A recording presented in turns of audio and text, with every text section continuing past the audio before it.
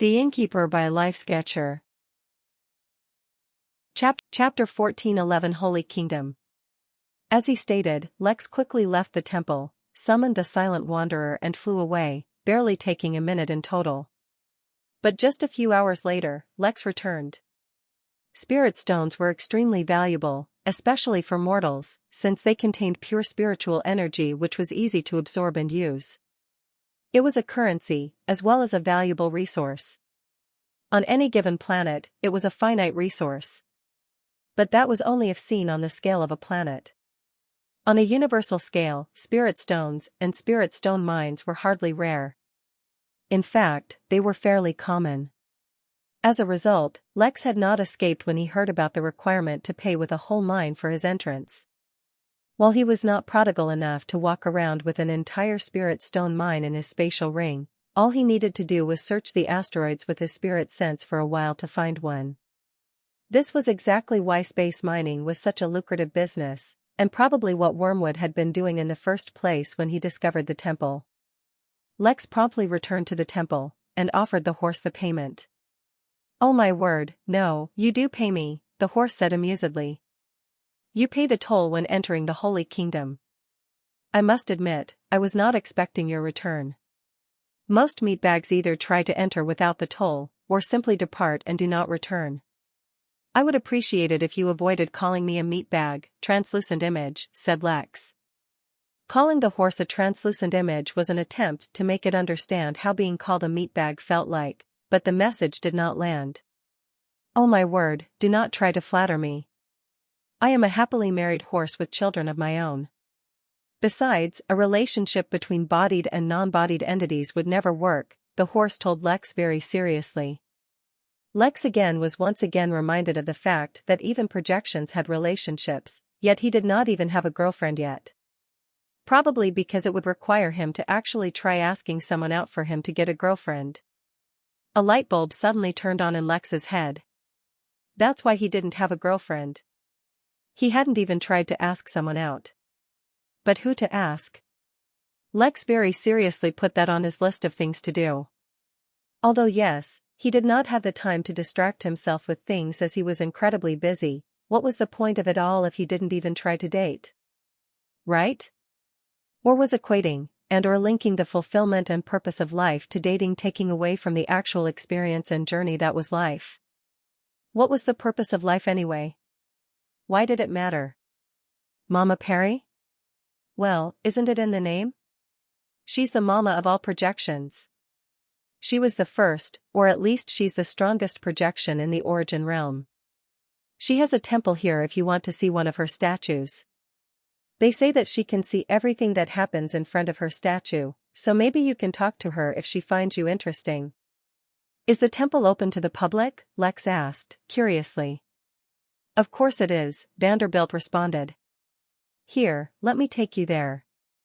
I can't stay for long though, I have to get back to my own toll.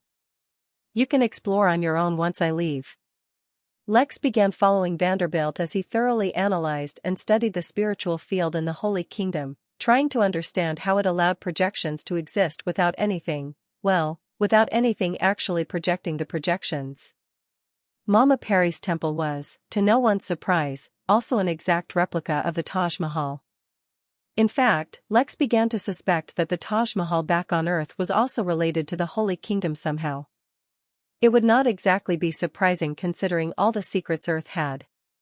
But the one thing he could confirm was that even if the temple back on Earth was connected to the Holy Kingdom, the connection would have been severed or else Batet would not have lived on Earth for so long.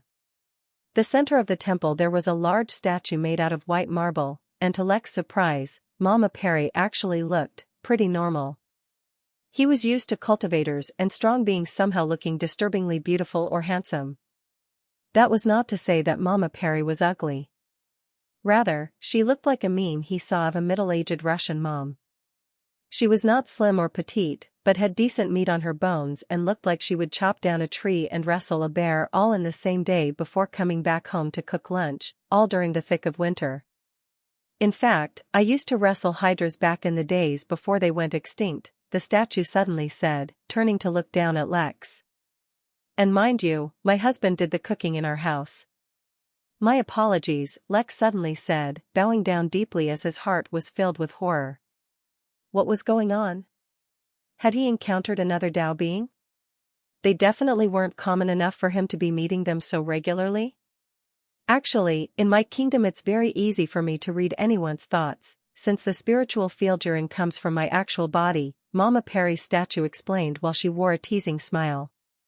Although, yes, to answer your question, I am a Tao being.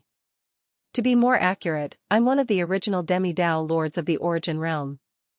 My real body does not enter the Holy Kingdom, lest all the other projections be destroyed, and this statue is specially designed to not leak any aura. But enough about me. I know about you. You're the brat who unveiled Sekhmet's little prank. Oh man, I wanted to meet you but the Henali banned me from entering the Midnight Inn. But looky here, you just entered my Holy Kingdom on your own. Please have a seat. I want to have a little chat with you. Before Lex knew it, he was sitting down with a cup of tea in his hands. Chapter 14:12 Tea. Now Lex had done many things, but having evening tea with a demi-Tao lord was definitely a new experience for him. But, from what little experience he had with Tao beings, he knew that he had to absolutely control his thoughts and not let a single thought slip, especially if they were about the Tao being. Lex looked down at his tea, and recalled the time the governor asked him to drink something so that it would allow his body to be able to tolerate being in a Tao being's presence. Fret not, little one, Mama Perry said as she pulled up a chair for her statue to sit on. Like I said, my statue does not let out any of my aura, so you are entirely safe. The tea, instead, is to help you fortify your mind so that you don't let your thoughts slip out. I know that can be disconcerting for others. Go ahead, drink up. We can only have a nice little chat if you're not frightened of your own thoughts. Good point, Lex murmured and took a sip of the tea, which had an incredibly fresh, floral feeling to it. Yes, feeling, for this tea had no taste but instead triggered feelings and emotions. Let me introduce myself a little bit while the tea kicks in, Mama Perry said, seeming a little too excited to Lex. It's only fair, after all, I already know all about you. Let's see, where do I begin? It's rude to discuss a lady's age, so let's just say I've been around for a while. By the way, I'm a true native of the origin realm, and since I chose not to leave the realm for greener pastures before the Henali arrived, I'm now stuck here for good. Or, well, at least until the realm matures. Let's see, what else? Oh yes, I've always wanted a big family, which is why I named myself Mama Perry, and had a whole lot of children. But, you know, projections can't really go just anywhere, so I created this little holy kingdom where my children can play. It's very nice. Since I like being surrounded by people, and especially children, I ended up creating a very lively place. Unfortunately, I made my holy kingdom a little too nice, so I accidentally touched upon the Tao. Since then, I've been forced to spend all my time with other Tao beings, only using this statue to experience the holy kingdom. I'm not gossiping about the others or anything, but Tao beings aren't really a chatty bunch. They're all serious and brooding and have too much ego. Like Sekhmet. She was so stuck up growing up, my word. She was all like, I won't spend time with mere mortals and I'm born divine, I'm so special. Not fun at all. So, naturally, you'd have to spend a lot of time here so that I can help you get stronger, and then after that you'd literally be unable to return to the inn at least for a few billion years. Maybe you could take an unpaid vacation or something. Does the inn do that? If you're worried about the innkeeper, he has a very friendly reputation. I can write him a letter asking for permission. It shouldn't be an issue. Lex was suddenly feeling really awkward. Although Mama Perry said it was fine if he wanted to say no, he wasn't so sure if it was really alright. In fact, he had been genuinely tempted, even though being pumped full of resources did not sound like it fit the path of supremacy that he was on. It probably might even weaken his foundation a bit to rush like that. But who could say no to becoming a Tao being? Apparently, Lex could, because he was aware that even among Tao lords there were weak and strong ones. After all, everyone assumed that the Innkeeper was an incredibly strong Tao lord. More importantly, he could not give up the Midnight Inn. Just as he was wondering how to say no, Mama Perry seemed to have read his intentions even without reading his thoughts. Fine, fine, you don't have to agree. I suspected that you were already being trained by the innkeeper. Actually, pretty much everyone suspects it by now, but this just confirms it. Don't worry about it, I pretty much expected this anyway. But, don't leave just yet. Sit a while, let's chat. Although I've heard about you from others, I'm really interested in the mere newborn immortal who faced a fragment of a demi-Dao lord and lived to tell the tale. What would you like to know? Lex asked cautiously. I don't know anything. You don't know the last time I chatted with someone casually like this. They all seem to run away for some reason. Let's start with what you're doing in my holy kingdom. Did you run into one of the gates by accident? That happens a lot more than you think. No, nothing like that. I was just curious about living projections. I've never seen them before, and wanted to invite a few to the inn if I could. By the way, if you don't mind, I have a question. Ask away, young man, don't hold back. That's how a conversation works. Mama Perry summoned her own cup of tea, as if she was really excited about Lex's question. Chapter 14:13 Karma I. Lex was struggling to come to terms with the fact that he was having tea with a Dao being. This was such an abrupt thing, with no forewarning at all whatsoever. Not only that, the Dao being had even offered to train him, which was extremely flattering as well as an enticing offer. But whether it was fortunate or unfortunate, the conditions that came with that offer were too strict. Being restricted to the origin realm for a few billion years did not exactly sound like a prison sentence, but Lex did not want to give up on the midnight system. He had a feeling that between the two, the system was the more precious opportunity, especially his. To top it all off, he was inside the Dao being's holy kingdom, which had a spiritual field that came from the Dao being herself. This reminded Lex of the mirage that he entered back when he faced Sekhmet. The Dao lords transported everyone to a place called the mirage, which was literally inside their thoughts. Was the holy kingdom somewhat similar? Was that the secret to touching the Dao? I want to ask if you have a temple on a planet called Earth. Have you heard of it? I don't know if it's a coincidence, but there's a temple there just like yours. Oh yes, of course. Back in the day the Milky Way galaxy was a really popular hunting spot for us. I think a number of powerful beings probably left their marks in that galaxy. Some might still even be there. Of course, this was before I became a Dao being, and before that place became a death zone. You, my friend, are a literal walking, talking piece of good karma fruit, begging to be plucked. In fact, if ordinary cultivators, even immortals, accumulate even 0.00001% of the amount of good karma that you have, there would be a literal halo of white light over their head, visible to the naked eye. I cannot say why that is not happening to you, but I can only suspect it's because you have dealt with things on a similar scale before, something is balancing out your karma, or the innkeeper has kept it hidden. But the last one is unlikely, because to anyone with decent eyes the amount of karma you carry is still clearly visible. Lex's expression turned solemn. He did not quite understand the repercussions of this, but considering he was planning on traveling to a new realm for the expo, having a literal halo of good karma over his head visible to certain beings might not be a good idea. Let me explain a little. Karma is too profound a concept for you to learn. Even Dao lords cannot fully master the intricacies of karma, yet the basic overview can be given. It's not that doing good deeds or bad deeds affects your karma, but that everything you do affects it. Your very existence affects karma, and even the lack of your existence affects karma. Every breath you take provides fuel and sustenance to a plant, yet deprives another of the same breath of air.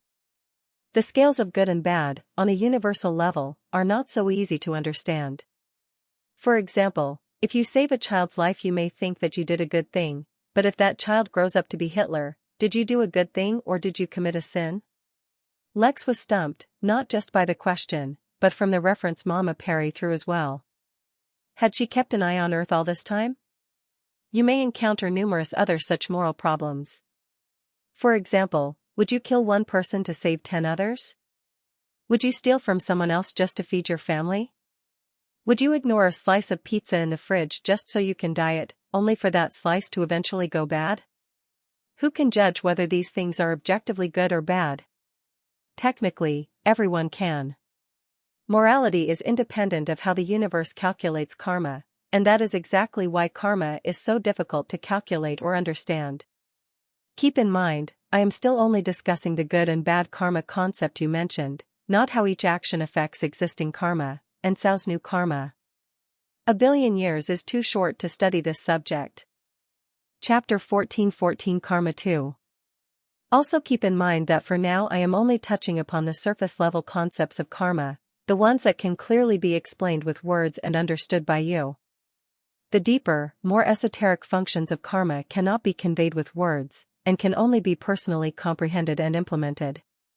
No other person can touch upon them. I am saying all this so you understand that you, young man, have stepped into some troubled waters. Accumulating a lot of karma is not something that can be done intentionally, for everyone only ordinarily has the exact amount of karma that associates with their level. For example, an immortal will have the exact amount an immortal can support, and a Tao Lord will have one befitting their status.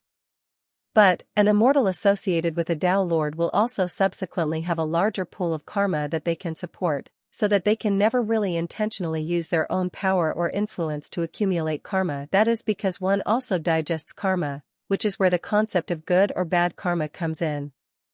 The kind of karma you digest affects you directly and indirectly, which is why people think doing good things will get them good in return, even though such a thing is not really guaranteed.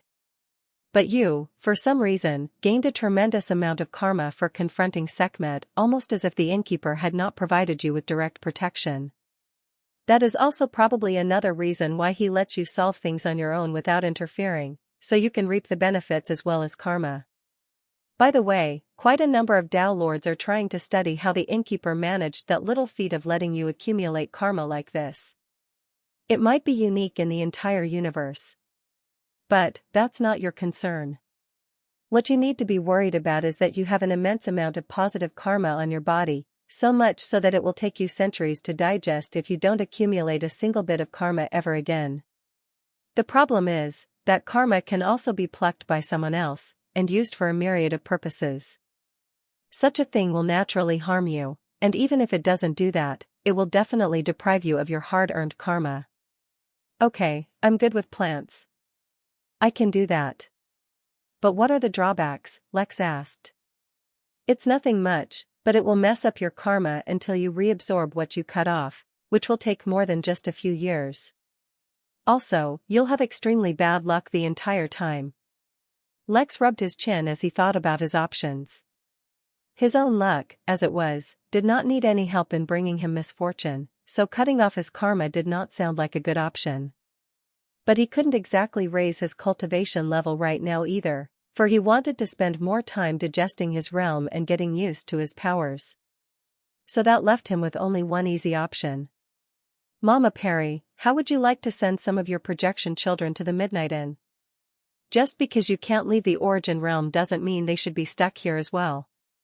I can be their personal guide. Mama Perry laughed, as if the idea excited her. Little boy, having a kid is still the easier route. But since you want to try and build a connection with me, you'll have to try harder than that. Chapter 14:15 1,000 miles. A journey of 1,000 miles begins with a single step, Lex said, mimicking the posture of the cartoon he was plagiarizing the line from. If you do not mind chatting with me and spending some time with me, we can do that. But a relationship built on business and utility cannot be a real business. Of course, the thing he did not say is that it only works if the other party is already aware of his intentions. Since Mama Perry was the one who informed him of what to do, Lex would naturally not target her with the method she herself told him.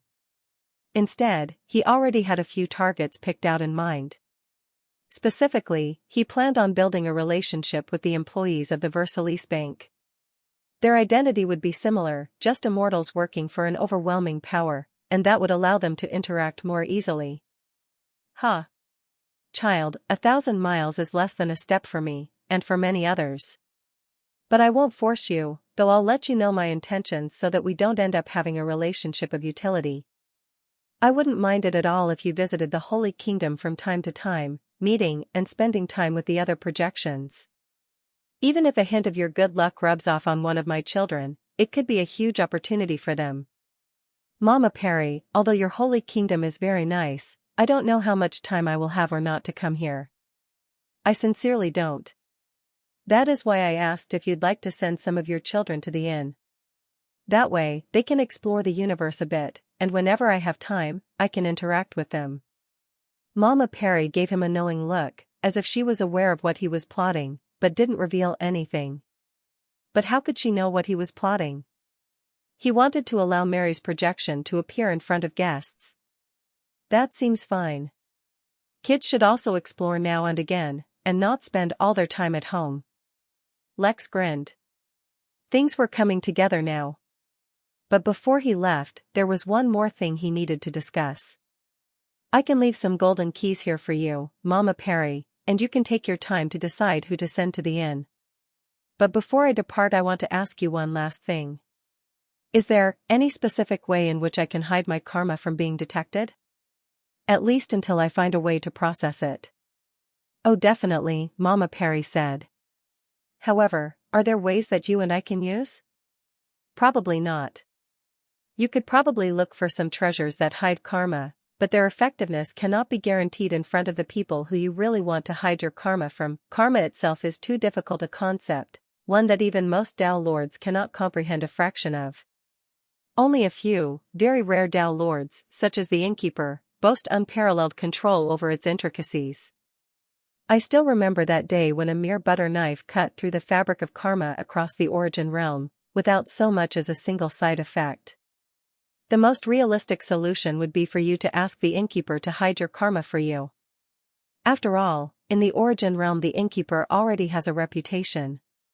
But if you go somewhere people don't recognize the Innkeeper, it might invite trouble for you. Lex smiled in disappointment. The Innkeeper will ask me to resolve this issue on my own, Lex sighed, hoping that Mama Perry would give him some other suggestion, but there was nothing she could do about it. Ghosts had their own souls, and their appearance was sometimes dictated by the appearance of someone whose spirit they devoured, which basically meant that they took on the appearance of someone they killed, not that they were a continuation of the dead somehow. According to his latest study of energies, ghosts lived in places with high concentration of yin energy. After considering the matter for a while, Lex created an entirely new city, far away from the main area of the inn. But this new city looked like they were ruins, with buildings covered in growing vines. The buildings had exposed beams and toppled walls, with the roads filled with abandoned cars. It looked like the city had been abandoned, or had suffered through some kind of extreme event. This was the perfect setting for a ghost city, so he decided to enjoy it a little bit. Once he was done setting the aesthetics of it, he filled it with yin energy, though that was not enough. Yin energy was just one of the energies that supported ghosts, but not the only one. The variety for ghosts was actually quite massive, and each of them required a different combination of environment and energies. He could not do anything half-heartedly, or else the quest rating would be affected. Even if the quest reward was already determined, performing well would ultimately only benefit him. Since this was a matter of allowing Mary to finally appear, he had to do it well. A few hours later, when he was finally done, he officially stepped away from the city, thereby creating 3 special environments for specific guests. Quest complete, create 3 new suitable environments to host a larger variety of guests. Reward, solid projection capability for Innkeeper. Remark, so many environments, so many guests, yet still no friends. Lex completely ignored the system's remarks. He was too used to it now, so it didn't bother him at all. Instead, he looked into the details of his reward. A feature that he already had was that the Innkeeper's projection could appear anywhere on in property, but it would ultimately just be a projection. But now, finally, the projection would solidify, meaning that others would not be able to tell if it was the real Innkeeper or not. Chapter 14:16 So expensive. Lex smiled softly as he read the reward. It was both simple, and yet not. It was a reward he did not need at the moment, but had a value far greater than what he needed, and the actions he took to get it. It was almost as if the system knew what he wanted, and so teased him with something of a much greater value, but one he couldn't use at the moment. What was the point of having 1,000,000 tons of gold if he could never sell it or use it anyway? Didn't that just make it an unnecessarily heavy paperweight? Once, back in the crystal realm, he had used the mere projection of the Innkeeper to nearly overturn the entire realm, slightly destabilize it and nearly cripple the realm by endangering the entire ruling class of the realm. All of that had been done with a mere projection. Now, if the projection could solidify, then the power that the Innkeeper could display would be even greater, in theory. In practice, the Innkeeper had no real power. He just had a very powerful aura, and Lex wasn't entirely sure if even that was real. Based on everything the system had shown him, Lex genuinely believed that it could just be faking the aura so well that no one could detect it so far. Well, even if he couldn't use it now, it was good to know he could use it if he ever needed it. But his more urgent matter was that of Mary's projection, and then his karma. Lex opened up his system interface and looked at the options available to him. Just as he expected, he could now purchase an upgrade for Mary, providing her with a solid projection which could appear anywhere on in property, and could be seen by anyone. The only catch was, its price was absurd. It was absurdly absurd. It was completely ridiculous. The price of unlocking Mary's projection capability was 1,000 metric tons. A single MT was equal to 1 trillion MP. 1,000 MT was 1,000 trillion MP. Suffice to say, this was currently outside of Lex's reach at the moment. For a moment, Lex felt great reluctance. He was so close, yet so far. He was a single tap of a button away from unlocking Mary, yet the weight of that button was so great that he couldn't press it. You should trust your instincts and your own decision-making. The universe is dangerous, but you're no pushover either. Not anymore. Lex nodded, and then immediately began planning his next steps. 1,000 metric tons was an immense amount, one that was entirely out of his reach at the moment. But, he had not even tapped into 1% of the origin realm's potential. The population of that realm was more than enough for him to make much more money than just that, let alone the crystal realm. Yet what Lex, despite the enormity of his awareness and consciousness, missed was that Mary did not immediately disappear. Instead, she seemed to look in a certain direction within the inn. Far away, on Main Street, in the gamer's den, exactly in the direction Mary was looking, Wukong was sitting in a chair, wiping his tears as he watched the anime Z had recommended to him. He was watching an anime where the ultimate evil that threatened to destroy the world were clothes. It was truly the epitome of storytelling and fantasy. Suddenly, he was distracted, and turned to look behind him. From across the inn he saw that little projection girl from that superhero movie looking towards him. Wukong snorted, and turned back to his anime. He was not ashamed to shed tears. Mary smiled, and disappeared. The entire exchange seemed to happen in Lex's blind spot, where he could not see or detect it, as if hidden by something. If he had witnessed it, he might have wondered how the monkey could see Mary even though she was not supposed to be visible to guests.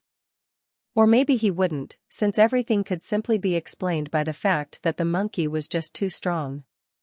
Elsewhere inside the inn, in a small room that Lex had given to Mary as her own bedroom, not that she needed it, the projection reappeared. The room was devoid of all furniture, and only held the few items Lex had given to Mary to help her rebuild her body. There were still too many things missing for her to begin rebuilding her body, such as a phoenix feather. But Mary did not mind. Instead, she closed her eyes, and allowed her body to descend into a dragon scale that Lex had given her, as if the scale absorbed her projection. The scale began to glow, as if it was filled with some unknown energy. Yet the strange thing was, even this, despite happening within the Midnight Inn, seemed to be outside of Lex's range of detection. Slowly the days began to pass, and Lex focused on his most immediate concerns. The midnight games seemed to be going well, maybe as a result of the good luck he was supposed to be having. There were relatively few problems inside the inn that required his attention. Unfortunately, he wasn't able to find a sufficiently effective treasure to hide his karma no matter what source he tried to get it from, including the Temple of Fasting. Speaking of the temple, Lex had been sending more and more workers to the temple as the days went by, and over 50 workers had undergone their tribulations. In a statistic that would have shocked the entire human race, not a single one of his workers suffered any casualties. Of course, some of them failed their tribulations and were gravely injured, requiring treatment, but none of them died. Of the ones that passed their tribulations, many were still meditating and getting used to their new realm. In just a few more years, at this rate, Lex would have hundreds if not thousands of immortals working for him. Chapter 14:17 Vacation. Time passed, and eventually the day they were supposed to depart was just a single day away. Lex had 3 invites to the expo, and hadn't yet decided who to take with him, which is why he had arranged for a meeting among the few he thought would benefit most from going out into the universe. Every other arrangement had been made, but the only thing that Lex wasn't able to prepare sufficiently for was hiding his karma. He'd paid a tremendous price of a quarter drop of Jorlem's heart's blood to buy a tome from the Emporium that explained karma in great detail. The tome was written by a heavenly immortal who was trying to understand karma long ago, and the exact details of the immortal were not exactly mentioned by the Emporium when it was sold. Either way, Lex spent a lot of effort learning about karma himself, and from the tome and from the Temple of Fasting. Unfortunately, even with his tremendous perception and learning ability, the vast amount that he learned was not nearly enough to figure out a way to hide his karma. He even consulted a few other people, including the celestial immortals Fahad and Noor. There was no solution to his predicament.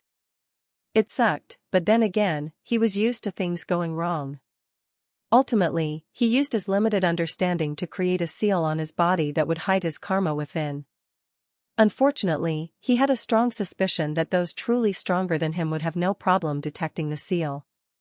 Even if they could not see how much karma he had hidden, they'd be able to detect something was amiss, which was more than enough to attract the wrong kind of attention. But it was still better than walking around with karma out on display. The door to the meeting room opened and a few of the in-workers came in. Luther was not present, for he was still busy with Erebos. The evil, living planet once known as the Insatiable was definitely completely satiated by Luther's presence and probably wished for him to leave day and night, but the man was not willing to go. Aided by Ripley's insight, he was determined to turn all 10 dungeons into a unique experience that could not be so easily overcome, and would definitely attract countless guests. Lex had no problem with that. Since the point of going to the expo is to raise our exposure anyway, there's no point in treating it like work. We might as well treat it like a vacation and enjoy ourselves. Unfortunately, we only have 3 tickets. But to make it fair for everyone else, even those not going to the expo can take a vacation as well. I've coordinated with some people I know, and made reservations in an amazing place on the planet Dunya. You guys can go there whenever you wish, and increase your exposure that way. Lex grinned and waited for everyone's reactions, but they weren't the kind he had been expecting. Instead of being excited about the opportunity for a vacation, everyone just seemed tepid. After a couple of seconds of awkward silence, one person asked, "Is it mandatory to go on vacation? Do we have to leave the inn?" Lex scratched his head, unsure of how to answer. "I suppose not," he eventually said. "I just booked the vacation because I didn't want anyone to feel left out.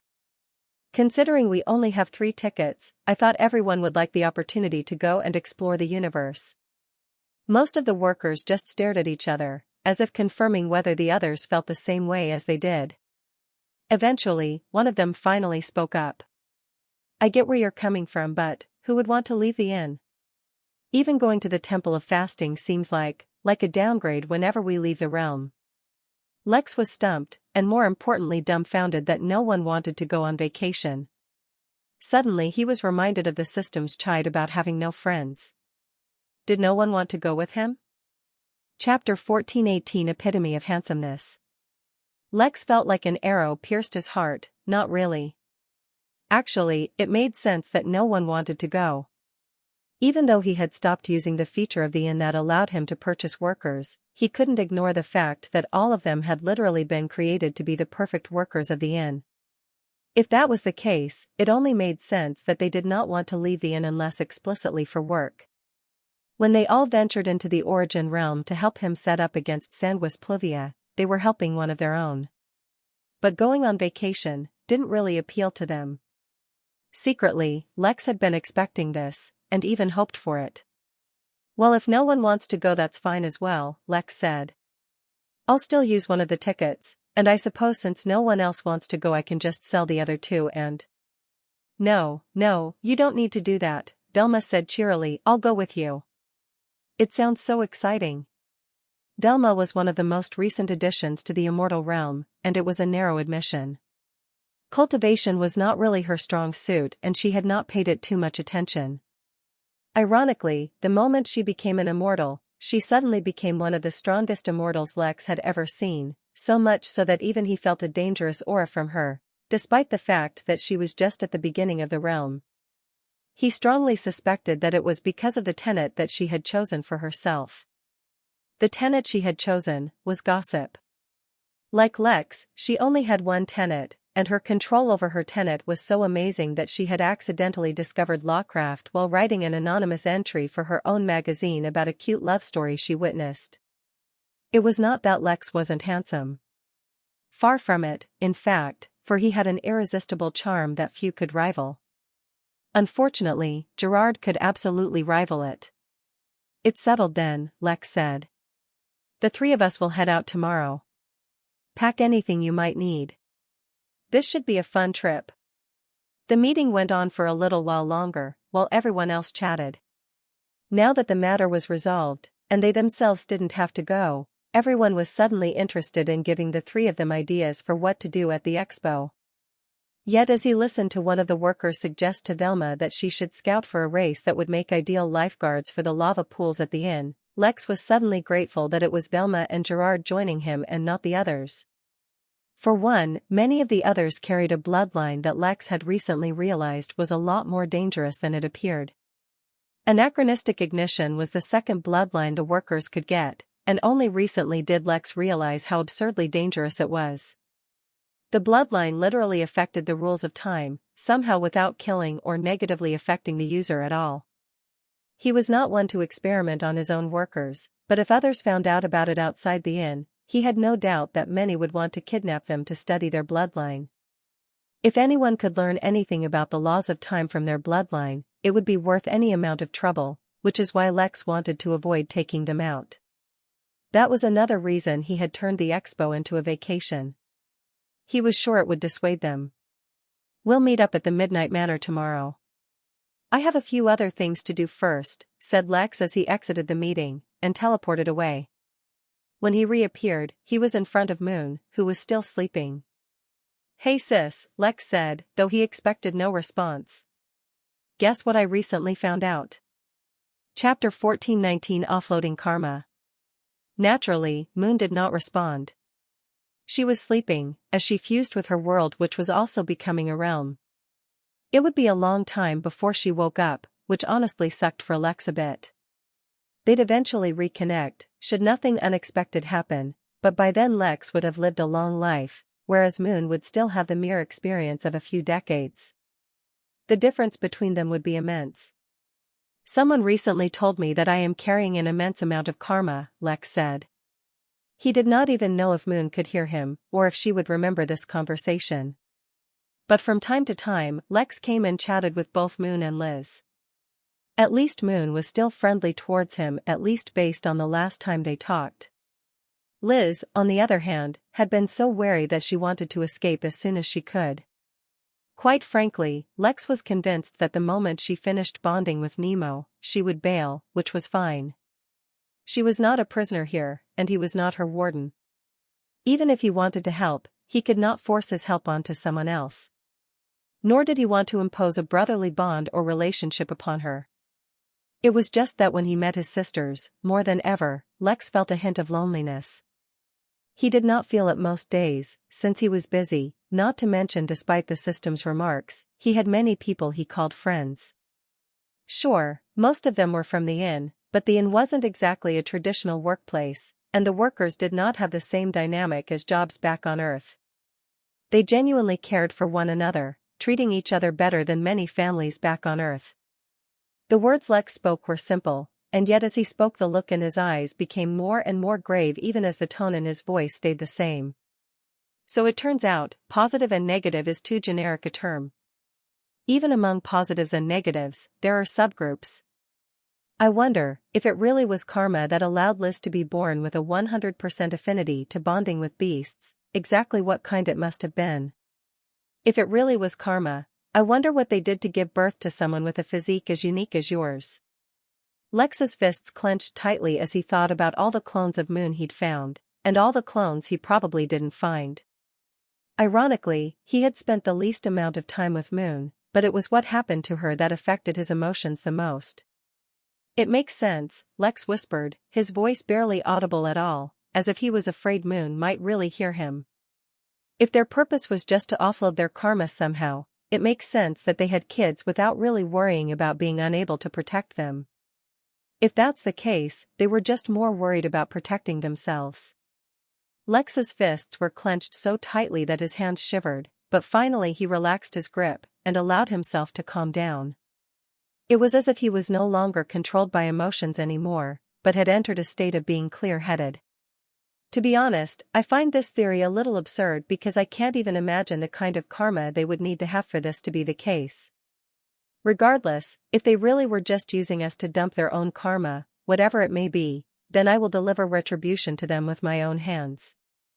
To be entirely honest, if it was just for himself, Lex could have just stopped caring about his parents altogether, and would rather focus on building a better life without them than getting even. But he could not forgive them for what Moon had been through.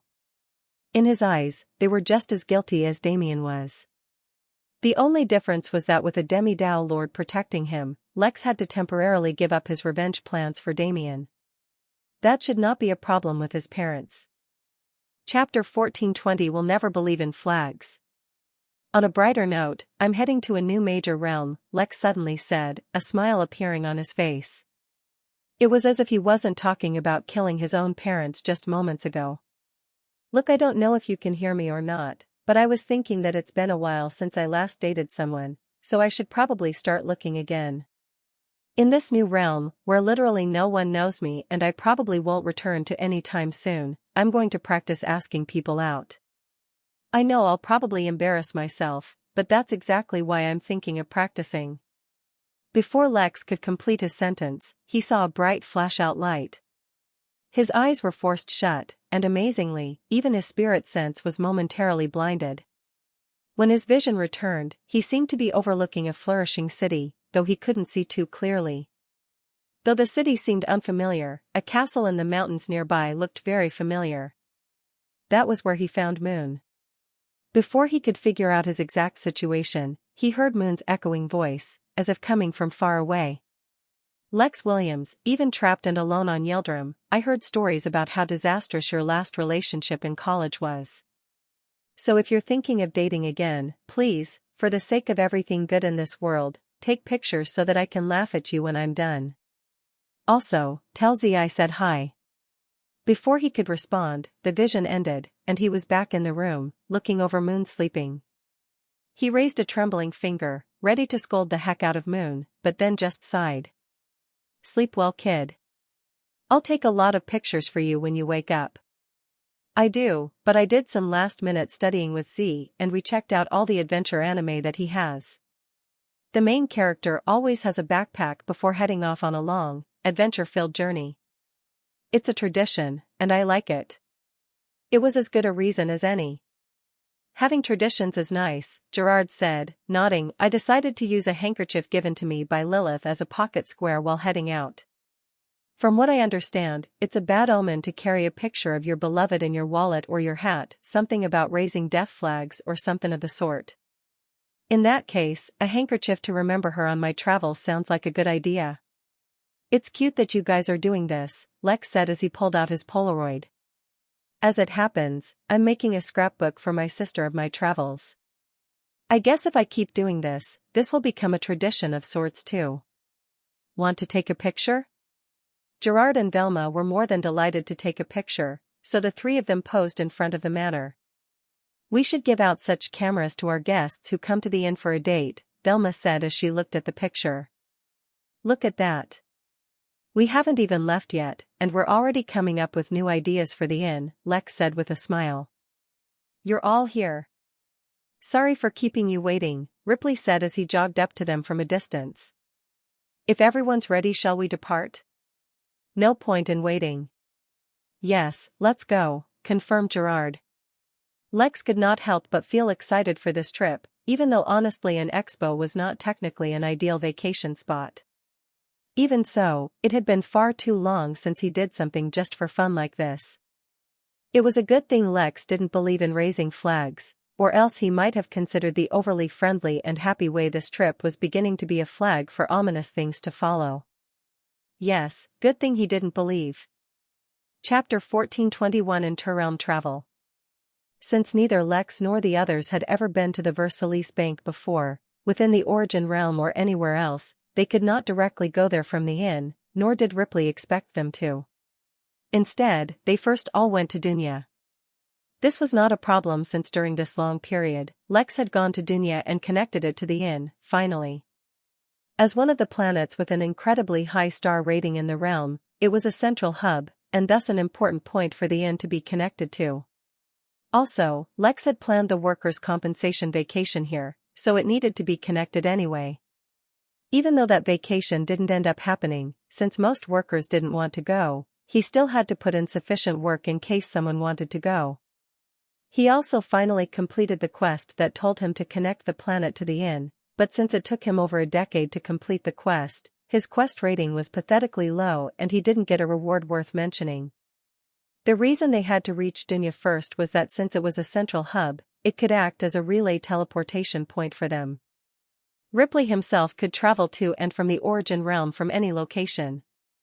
He had a permit from the Henali, and the bank could be accessed by him from anywhere. But if he wanted to bring guests, he would need to go through a more formal route. From Dunya, we're going to Pansolis. The Henali headquarters, where the heads and Dao lords of the Henali reside, is actually off-limits to anyone and everyone who is not Henali. Even with all the permits I have never been there. Yet around their headquarters, a number of star systems have been artificially built so that they are in close proximity to it. Pansolis is one such planet that has been built not by any other force, but by Henali itself, and is open to the public. Of course, public in this instance is a relative term. It is mostly a place where celestial immortals of the Origin Realm, as well as the elite, who wish to be close to the Henali come. Like Dunya, it is a 5-star world, although I have heard rumors of it being upgraded to a 6-star world through some treasure in the near future. The reason we are going is because that is where an interrealm teleportation facility has been set up by the Henali. Let me ask you three a question. Have you guys ever been to different realms? I mean proper realms, not pocket spaces and minor realms. After that, you can use it. But despite the formations that literally point to one another between realms, teleportation is so expensive that only very powerful DAO-level organizations can do it. Not even the generic DAO lords can afford it on a regular basis. Or, at the very least, individual DAO lords would not spend their money to send low-level people like us through the teleportation formation, and would rather just use it for themselves. It is a testament to the incredible resources and power of the Versailles Bank that they can allow us to use a teleportation formation so easily. Of course, these are only two of the more common and generic methods to travel between realms. There are, no doubt, many other ways in which people can travel between realms. Certain powerful beings, such as the Innkeeper, can facilitate teleportation easily and seemingly without worry for the immense resources it ordinarily requires. That is because, naturally, it is expensive to use a formation, but a DAO lord's own power does not consume any resources. Then, there are also some anomalies that defy the common rules of realm travel. The Devils, from the Humanoid Alliance, are one such example. Their realm, Garvets, can be accessed by any devil from anywhere in the universe. Simultaneously, others can summon devils from Garvets to their realm for a relatively low price. For this unique trait of their realm alone, the devils have suffered immense pressure throughout the years in terms of attacks and conspiracies. But the fact that they have managed to retain complete control of that realm for so long is a testament to their incredible power. There are also certain heavens which boast the ability of interrealm teleportation, but that is usually reserved for very specific beings, and is not available for everyone to use. I have a question, Lex said, when Ripley finally paused during his speech. If the void is so dangerous, seemingly even to Tao lords, how do people discover new realms? Like, is it possible that there are countless major realms in existence that we don't even know about and that no one has discovered? Ripley smirked. This was exactly the kind of question that would have Lex identified as what many powerful beings would refer to as a country bumpkin. But he was glad that Lex asked this question, for Ripley wanted the in-workers to gain more exposure. Only then could they live up to the standards, and quite frankly the minimum basic expectations of a being such as the Innkeeper. Such things may be hidden from individual Tao lords, and Tao-level organizations. But like I said earlier, even among Tao-level organizations, there are differences. These secrets are not really secrets in front of the more powerful level organizations, races, and alliance blocks of the universe. For example, even if we don't necessarily have the means to get there, the Versailles Bank knows the exact number of major realms in the universe. For the number of developing and small realms, though the bank does not have an exact number, they have a very close estimate. In this universe, it is not exactly easy to keep a secret.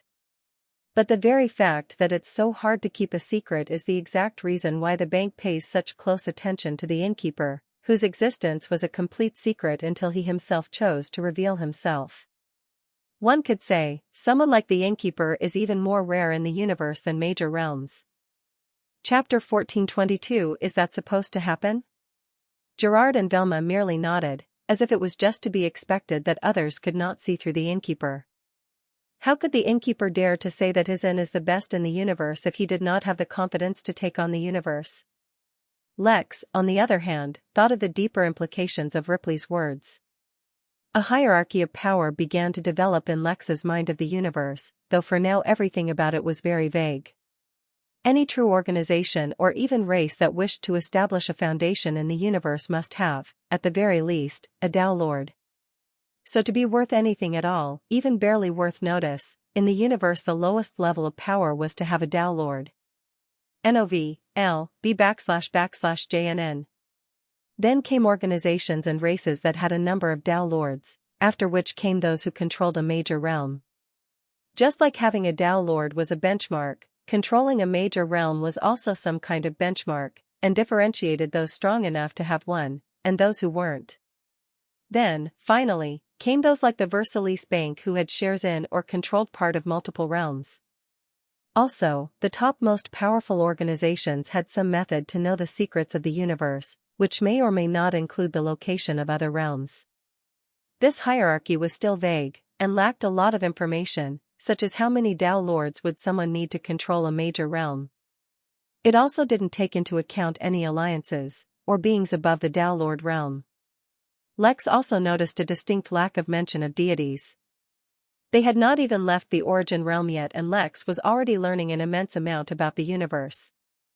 The three of them teleported from Dinya to Pansolis while Ripley continued to share information about how they would travel to the Artica realm, and the moment they arrived on the new planet Lex felt a suffocating presence.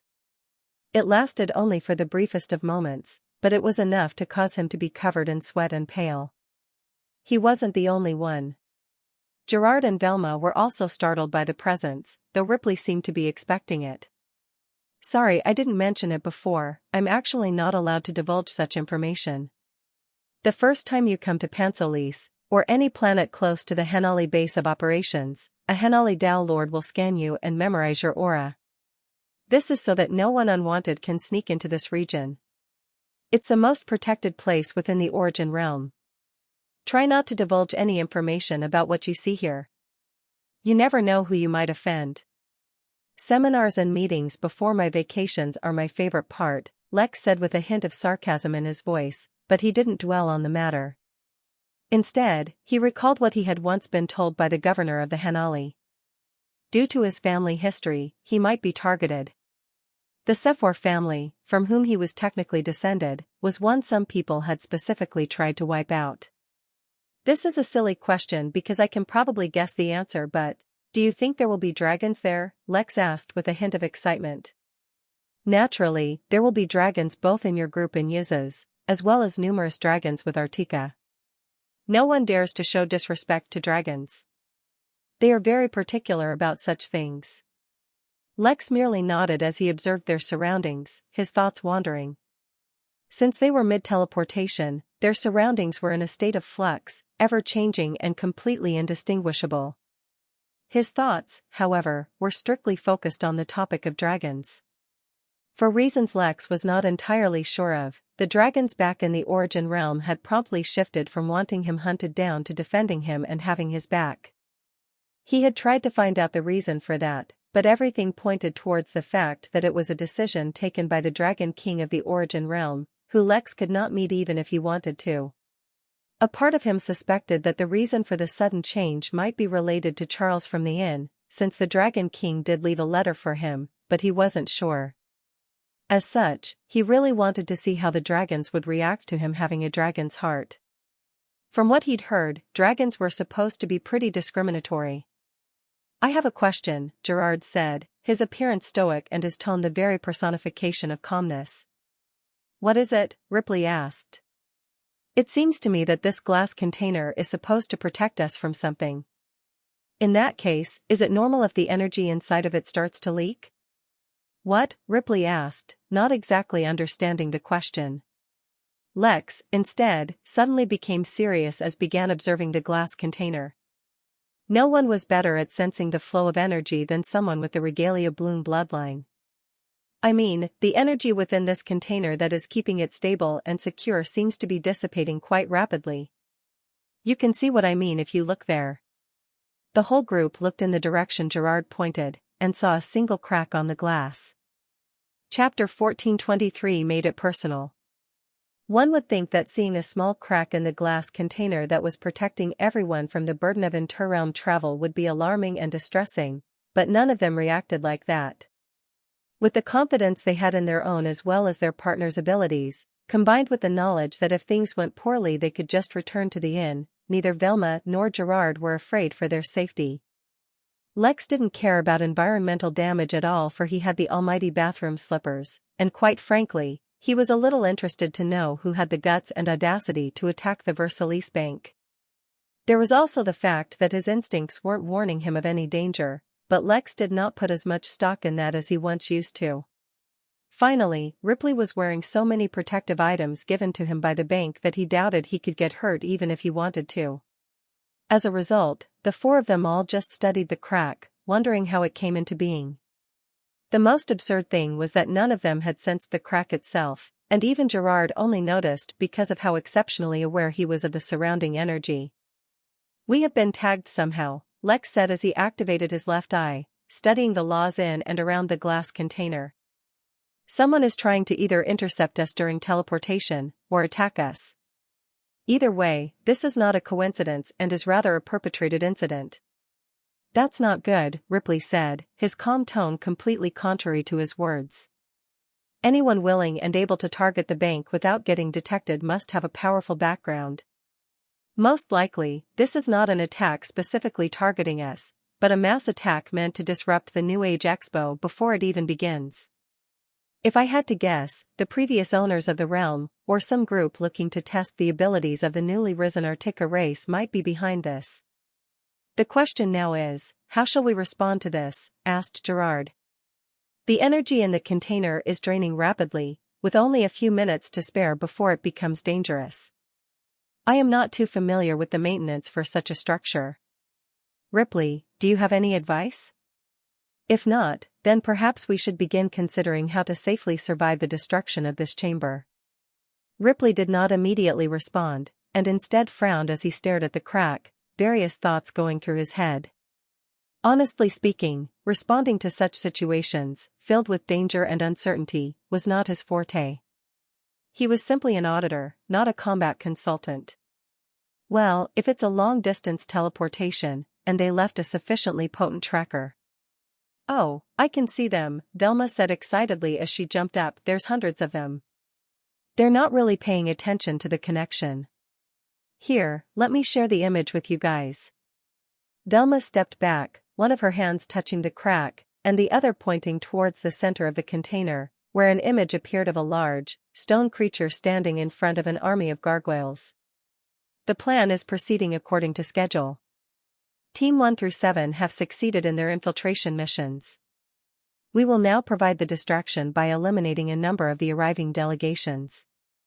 March out. I don't want a single container reaching its destination. Your Highness Bolden, said a faint, cowering voice. I think there's something wrong with one of the connections. It might have been discovered. The massive stone creature finally turned around, and revealed itself to be a stone hydra, with fiery red eyes and lines of magma running down its neck, like veins. It is only to be expected. Our targets are not pushovers. But though they can discover the connection, it is already too late. Begin the attack. If you'll allow me, said Lex, stepping forward. I think I have an idea. It's best not to let the invaders reach us. Lex put his hand on the glass container, ignoring the crack entirely, and closed his eyes. It was time to get back to his basics. The thing he has been best at, since he began his cultivation journey, was defense, and the thing he was least afraid of was molten lava, or any creature that used lava. He didn't care about whatever score the rock creatures were trying to settle. By trying to attack him with lava, they made things personal. Chapter 1424 only just beginning. The container they were in was made of glass, but it need not be said that this was far from ordinary glass. Lex did not know the specifics of the glass, but it definitely needed to be strong enough to resist whatever pressure was exerted from long-distance teleportation through the void. Considering that the void was dangerous to just about everyone, at minimum the glass container needed to have defense at the immortal level. If Lex had to take an arbitrary guess, he would say that it was probably at the level of a celestial immortal. For Lex to believe that he could improve the defense of an item at the celestial level was more than a little arrogant. But that's not what Lex was doing. He didn't need to improve the defense of the entire container. Rather, he needed to improve the container's protection specifically from whatever was tracking and harming them. With his eyes closed, Lex sensed the container, and specifically the crack. But to assume that the tracker was located at the exact location where the container was cracking was naive. The tracker was probably hidden ingeniously in some place no one would suspect or could find. No, what Lex focused on was the laws. He could no longer do things as simple and straightforwardly as before. The world was more complicated than what appeared on the surface. He also did not specifically look for the laws used by the enemy, whoever it may be in this case. For them to be able to fool the bank's forces, their mastery of laws, at least in hiding the laws and their applications, far surpassed Lex. But while their purpose was to covertly track, and then attack the container, Lex needed only to enhance the container's own protection from external forces. If the container could resist the void, and everything else this journey threatened in the norm, then it was well made. Lex used its ability to resist the void, and enhanced it, made it greater, and broadened the scope of what it was to defend against. If anything, Lex suspected that there was a greater secret to this very container than he expected. Ripley, do you happen to know what this container is made from? What is this glass? Lex asked very casually, without mentioning the attack at all. I do not know the specifics. I don't normally travel through containers, Ripley said. These are standard containers used by the bank. I can find out their origins. Are you wondering if it was tampered with from the source? No, I'm wondering where I can buy one, Lex said softly. Actually, he wanted to make a sword out of this material, but as soon as he had that thought, he could feel Naraka getting upset with him, so he changed his sentence real quick. The only other thing he could think of why he was able to display such amazing power was that the container was special, or maybe his lawcraft worked particularly well during teleportation. The image Velma was showing suddenly disappeared, but before anyone could ask what happened, Gerard spoke. The energy leakage has stopped. I think it's over, Ripley said. Lex shook his head. These people, It was as if they'd never been involved in unexpected trouble before. How could they say that it was over? Things were clearly just beginning. A few minutes later, the container arrived at Rouses, and what they saw was chaos. Chapter 1425. Don't reveal yourselves. It went without saying that, leaving from the inn, Lex was dressed in a suit, similar to Gerard.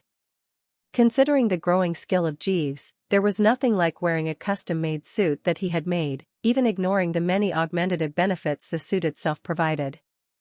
As such, when their container reached their destination, and the group saw the chaos in front of them, it looked like they had come to a disaster relief site in formal wear. The hall they arrived in seemed to be a generic landing site for these glass containers. Or rather, this was probably the room where the teleportation formation on the receiving end of interrealm travel sent all the containers once they arrived within the Use's realm. Their own container was still intact, but in the hall in front of Lex, hundreds of other broken containers lay on the ground, devoid of whoever they were supposed to bring. Many containers also survived, bringing its inhabitants over safely or safe enough. That clearly included the gargoyles, but the moment they appeared within this hall they were all killed or restrained by quite a few powerful cultivators.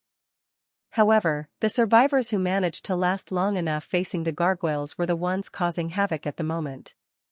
Many of them were severely wounded, crying and wailing for medical help, whereas those who were not injured were either yelling at the bank personnel or trying to run away in a panic. The stronger cultivators could obviously control all the panicking guests, but considering their recent failure, restraining their guests would make them look even worse. It's not a party until a hidden, evil organization tries to attack you, mused Lex, though he didn't really move or anything. He could feel several very hostile aura locking onto him, so it was best not to alarm anyone. You all seem surprisingly calm, considering someone just tried to kill us, said Ripley with a slight frown. I'm sorry you got caught up in this mess. The bank will surely compensate you for the danger you were faced with, just as soon as things get sorted out here. No, you misunderstand. We're on vacation. There's no need to restrain yourselves, just keep your identities hidden. As for being found out through other means, that won't be a problem. Lex handed the two a seemingly plain card and asked them to keep it in their pockets, but the moment the two saw what it was, they were stunned. It was the Innkeeper's business card. If energy was channeled into it, it would summon a projection of the Innkeeper. Of course, that's not why Lex gave it to them. Instead, he intended to use the aura of a Tao Lord embedded within those cards to act as a sort of anti-divination charm. Lex's intentions were good. Unfortunately, he had never hung out with Gerard and Velma, or really any inn-worker, outside of the inn. That's why he didn't know that the usual personality they showed within the inn carried a lot of restraint, since the prestige of the inn could not be harmed in any way, especially due to their actions. But now they were outside of the inn, with their identities hidden, and with a powerful anti-divination item on their person, allowing them to act as they pleased. In fact, even Gerard and Velma did not know that they had been acting reservedly, for that was their norm. But now that they had the silent permission of the Innkeeper to act freely, a flicker of mischievousness that had always remained hidden suddenly showed itself. Is there anything else to watch out for? Velma asked hesitantly, as if asking the rules they needed to obey while hiding their identity. Don't purposefully provoke anyone, especially if they're stronger than you, but also don't back down if something happens. After the previous incident, if there's one thing I can guarantee, it's that the bank will never let us be in danger again until the event is over. It has become a matter of pride and identity for them. A flicker passed through Velma's eyes. So not only did she have permission to do what she wanted, even her safety was guaranteed? She could not help but smile. Chapter 1426. Nervous. The three of them sat in their container, waiting for someone to come see to them. Technically, considering that those from other containers were out and about, causing a ruckus, they should have also been allowed to leave. But the fact that they hadn't suffered any harm at all, save for a small crack on their container, was highly suspicious. As guests, they would not be questioned outright, but it was best to cooperate with the bank to avoid any unnecessary problems. After all, later on, Lex would be relying on the bank as his backing, since he was hiding his origin from the Midnight Inn. They talked among themselves, most about what they saw in the hall. One of the things that Lex had to come to terms with was that many races were humanoid in the sense that they had legs, a torso and anywhere from 0 to 6 hands. Oh, there was occasionally also a head. They fit the generic template of humanoid, but they were definitely not a part of the humanoid alliance that humans, elves, celestials, and such were a part of. What Lex gathered so far was that to be a part of the alliance, besides having the body shape, they must also look similar. For example, elves and humans looked similar, despite a few distinct differences. Celestials and humans actually looked almost identical externally, and dwarfs were basically just short, hairy humans. Giants were large, hair humans, and fairies were tiny, almost hairless humans. The pattern went on. But when they looked humanoid, but had scales, or their body was made of some unusual material, or if there were spikes sticking out of them, they were usually not from the alliance. Of course, not all those they saw in the hall were humanoid. Many were also beasts, all of them formidable. But Lex quickly recovered, though he could not help but activate his left eye to study the laws of the realm a bit more. It was simultaneously breathtaking and mind-numbingly immense. He was so distracted by the intricate weave of laws that influenced every inch of this realm that he forgot to take in the beauty of the bank's compound itself, and soon found himself in a conference room. Gerard and Velma were taken to other conference rooms so that they weren't disturbed by each other while giving their transcript, but Lex was not fooled. They just wanted to make sure that each of them gave their own accounts of the events leading up their arrival. As it happened, Bagheera followed them to the other conference room, while a different obsidian-scaled panther came in to question Lex. So, Mr. Lex, in your own words, can you tell me everything that happened prior to the incident, as well as during? The panther politely asked while a pen and a notebook hovered in the air beside it, ready to note everything down. Sure, it's not a problem, said Lex, still somewhat distracted. He had nothing to hide, so only a small part of his consciousness was focused on answering while the rest of it just studied the laws of the realm. In another conference room nearby, Velma took a seat and made herself comfortable while Bagheera sat opposite to her. Once again, I'm so sorry for this, Bagheera couldn't help but say in a professional tone. It seemed, on the surface, that he was being courteous, while the truth was something else entirely. Although he was a representative of the bank, and they were in the bank, which meant he was absolutely safe, the panther started to feel nervous the moment he stepped in the room with this particular human. It was as if the panther's instincts were telling him that he was trapped in the gaze of a predator, and there was nothing he could do about it. Apologizing was just his way to cutting the tension. It did not work, for when Velma smiled, Bagheera felt more nervous than he had ever before. Chapter 1427 Her. The conference room was not large, just enough for a round table that could hold about 10 people, as well as a few cupboards. There was a large window, looking out to a courtyard some stories down below, with various people passing through it.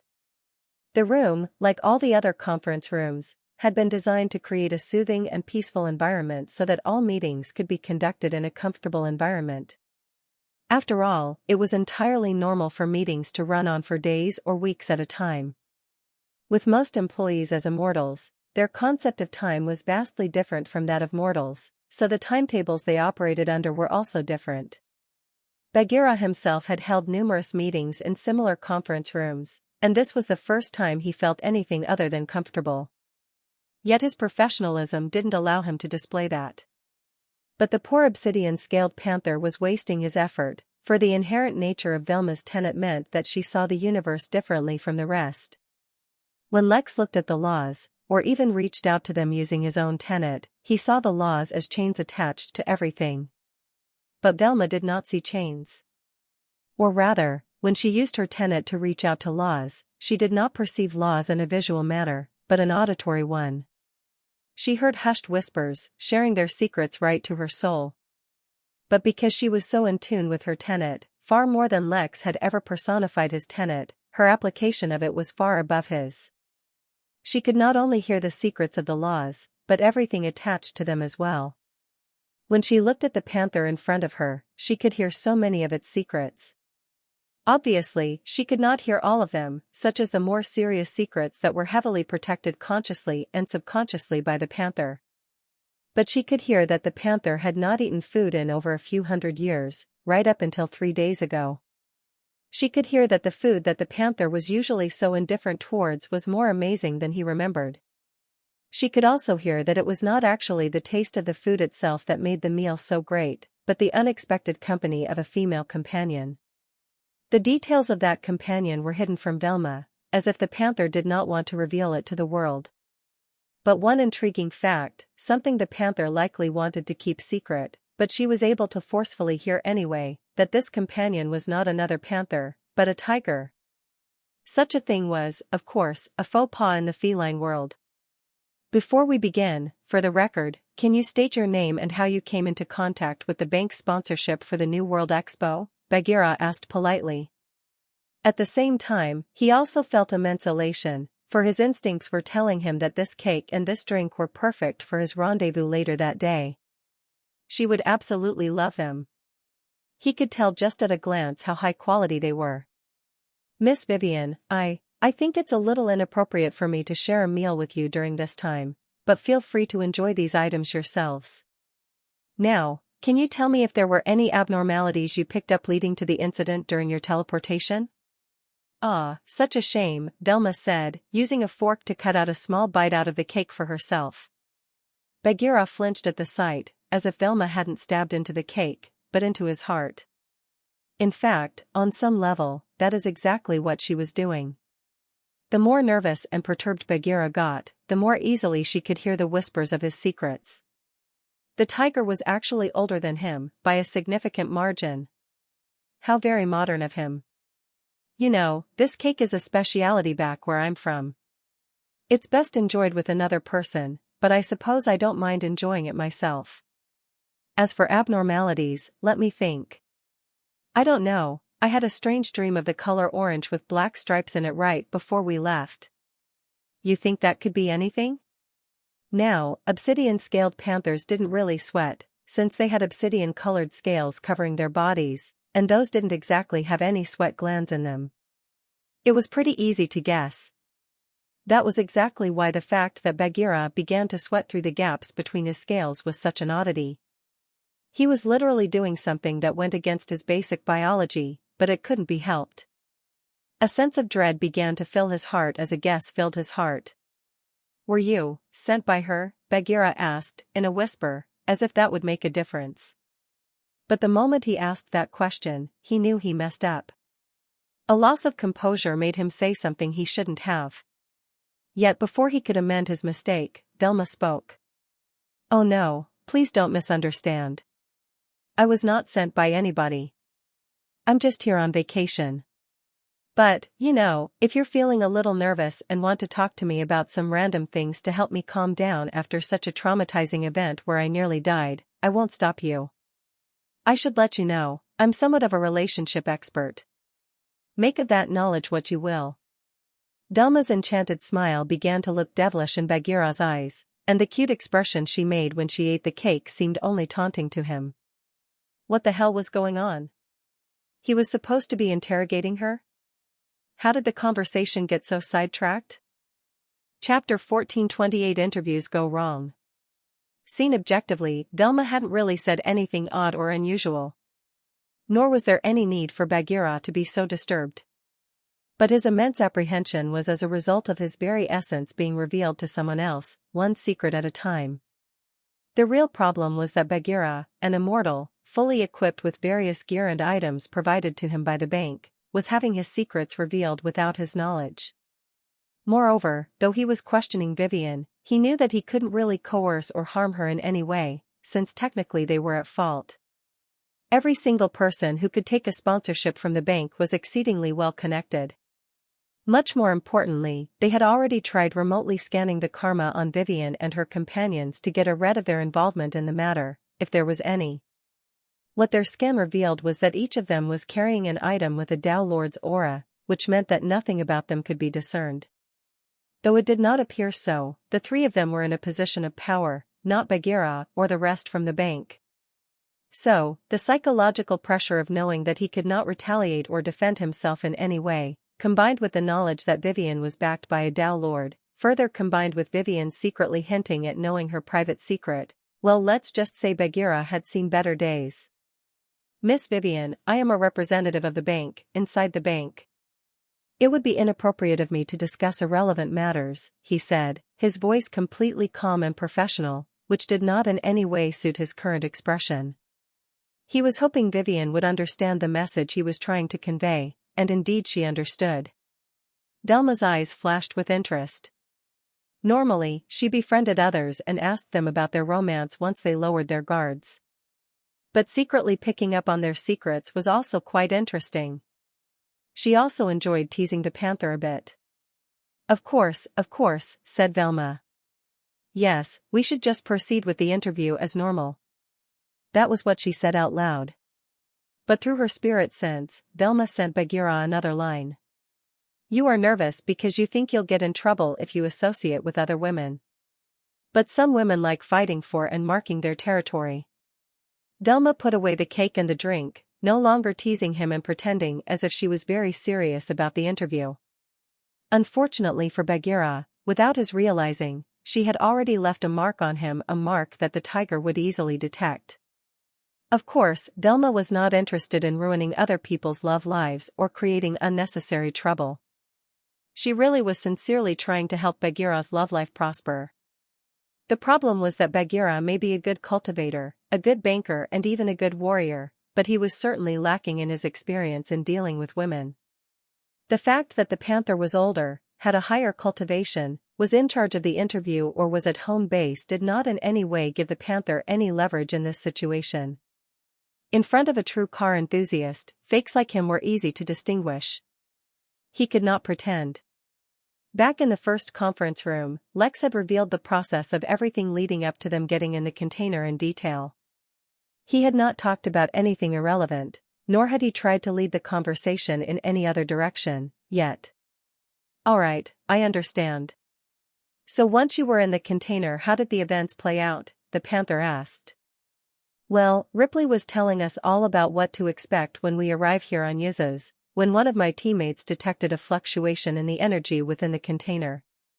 By the way, I hope you don't mind me asking, what exactly was the energy that filled the container?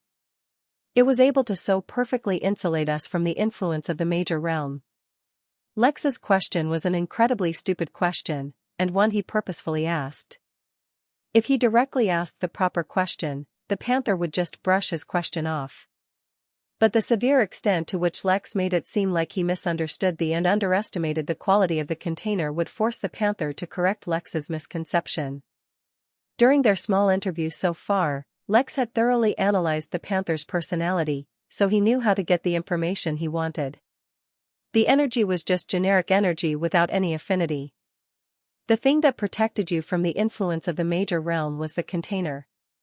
It's not just any material which can sustain the load of the void and insulate a major realm. These containers are directly manufactured by Tao Lords. Damn, no wonder it was so strong, Lex praised sincerely. But if it was made by a Tao Lord, does that mean the one who cracked it was also a Tao Lord? That doesn't make sense. We would not have survived if that was the case. How could it possibly be another Tao Lord? The panther questioned, as if in disbelief that anyone could ask such an ignorant question. No, the containers are thoroughly wiped clean of all Tao influence before they are put to use, lest the guests traveling within them cannot survive the aura of the Tao. Such a process naturally makes the container weaker than an item carrying a Tao Lord's influence, but it is still strong enough to survive the void. Even so, for your companion to notice the flow of energy within the container was remarkable. Can you comment on why he, and he alone, noticed the energy change? Well, obviously because he was looking right where the crack appeared, Lex said as if it was a matter of fact. No, that's not possible, the panther said in exasperation. Even if the containers are no longer influenced by a Tao Lord, their inner workings are not something just anyone can sense. Your friend would have had to. Lex just nodded his head as the panther explained, in detail, the inner workings of the container, and how it worked and was created. The fact that this would allow him to try and create such containers of his own later on was just a happy coincidence, and in no way what Lex had planned from the beginning. Chapter 1429 Inspiration. The meeting ended up being a lot longer than Lex originally expected, mostly because he was doing the respectable thing by letting the panther talk as much as he wanted about the containers. Who was he to refuse the panther? The poor fellow was probably distraught over the countless containers that were destroyed in the recent attack on the bank. Considering the immense cost of the container, it only made sense that the loss or damage of even a single one was immense. During the process, Lex also understood why exactly he was able to display such a formidable strength. He had not hidden anything, and had openly revealed that he had strengthened the defense of the container, but the result was far stronger than Lex anticipated. According to the panther, there were two main reasons for this. The first, and surprisingly less significant reason was that the container itself served as an amplifier for any and all protective measures and techniques. This aspect of it was embedded into every inch of its being, or else it would not be able to safely travel through the void. One should not judge the void by the fact that Lex had been able to survive the void in the past, merely becoming a meat patty in the process. The pressure of the void was unequal, and it was impossible to tell where it would be low and where it would be high. That was to say that even now, Lex could be in danger if he visited the void. That was exactly why the container enhanced everything related to its own defense astronomically. Lex had never seen an item that seemed more suitable for him. If he could buy one of the containers, he'd have the confidence to literally face celestial immortals without fear. The second, more significant reason Lex had been able to so easily rebuff the attack on the container was because, well, that they were traveling through the void. As obvious as it seems, the primary reason that the gargoyles had been successful in their attacks was because their infiltration remained undetected. The method they used to track and target the containers was still unknown, but most likely they used a very precise method, calculating exactly how they needed to enter the containers themselves. At most, they would have used a slightly additional amount of force in case there was a small deviation from their calculations. But when Lex significantly increased the defensive capabilities of the container, the enemies were able to reach it, but not penetrate through it. Considering the extremely dangerous environment during teleportation, unable to enter the protection of the container, they simply slammed into the container, were disintegrated by the force of the collision, their remains randomly teleported once they left the influence of the container. Bagheera could only watch them leave, as a deep panic grew within his heart. That was the cafe where he was supposed to meet her. That's exactly why he kept thinking of his rendezvous with her, because the cafe was so aptly named. No, I have to go there as soon as possible before something happens, Bagheera exclaimed, not at all caring that he was speaking out loud, and dashed towards his office. He had to submit the report before he could take a lunch break. He just hoped he was fast enough to prevent something from happening. He was now sure that someone was targeting him. It was unusual enough for the girl Vivian to know about her, but how could her companions know where he was supposed to meet her? This had to be a conspiracy. By the way, from now on, if anyone asks how we survived the attack on the container, blame it all on Ripley, Lex told the other two through his spirit sense. The bank knows the truth, but no one else needs to know the exact details. If word gets out that we avoided the attack on our own, we'll attract unnecessary trouble. There's no need to get involved in this conflict. Instead, just pass the blame on to Ripley. The bank will protect him anyway. Since Velma and Gerard did not have as much exposure as Lex did in the outside world, he thought he'd give them a little lesson in the art of not getting sucked into unrelated problems. Gerard nodded, and so did Velma. Lex was a professional, so they would take his advice on this matter. Soon they made their way to the cafe, but before they could enter, they were stopped by someone. "Excuse me," said a charming-looking koala bear, walking up to them with a clipboard. "Could I take a moment of your time? The polar forests of Ars Human are in trouble, and you could help." Lex groaned. He never thought he'd encounter these evil devils outside of New York. He was more than familiar with them, for they were everywhere back on Earth. Environmental activists, the most cunning and talented devils in manipulating emotions to ever be born. Chapter 1430 Causing a Scene. Velma and Gerard looked at the koala with curiosity, but only Lex was grimacing. An environmental activist. They used one's own guilt, coercing them into donating their own hard-earned money, making them feel terrible for even living for all the contribution they were doing to pollution. Considering the fact that they were working for the environment, Lex should have felt like they were a necessary evil. After all, without a safe environment people also cannot survive. But the thing that Lex found most distasteful about them was that they focus on the wrong things. Even removing all the plastic straws in the world would not improve the environment as long as celebrities took private jets on 15-minute flights just to avoid traffic. The contribution of a single celebrity or wealthy person to pollution could rival that of millions of ordinary people, so why were the ordinary people being made to feel guilty? NOV.LB/JNN. There was also the fact that they would nag anyone on the streets that they could, becoming extremely annoying for anyone minding their own business and just walking by. But that was purely incidental. Lex's primary issue with them was still on the philosophy of their operations. It was not at all because they used to bug him for money while he was a broke college student. "I fear you have made a mistake," said Lex promptly. He knew that with Gerard's and Velma's amenable personalities, they were prime victims to fall prey to such scams. He had to navigate the situation carefully. "We are mere guests in this realm, destined to move on soon enough. We do not have the authority to take any significant actions within this realm. I'm afraid we won't be able to help the polar forests." One reason Lex was particularly annoyed was because they were technically still within the bank's compound. Why did the bank have such people within their premises? Au contraire, my friends, it is because you can help that I have. You want to use the fact that I'm a female human, often characterized as having a high empathy quotient, to manipulate us into opening new bank accounts, Velma said, looking at the koala as if she was highly unimpressed. She could hear his secrets, and this koala had no girlfriend or even a crush. She was not interested in people like this. Lex didn't say anything, but in his heart he felt like the universe was being sexist because he certainly didn't get any such buffer. The three continued to chat, and eventually even ordered some snacks. In fact, they were also just wasting time because the bank hadn't given them any information yet.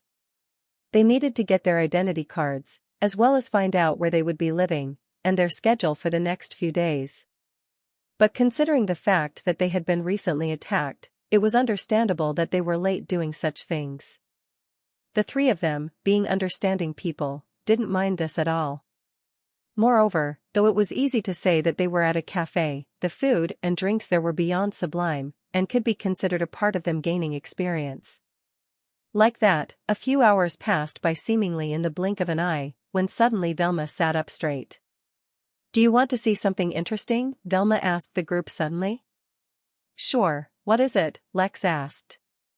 "Secret," she responded mischievously, and disabled the isolation formation around them, and yet continued to sit there.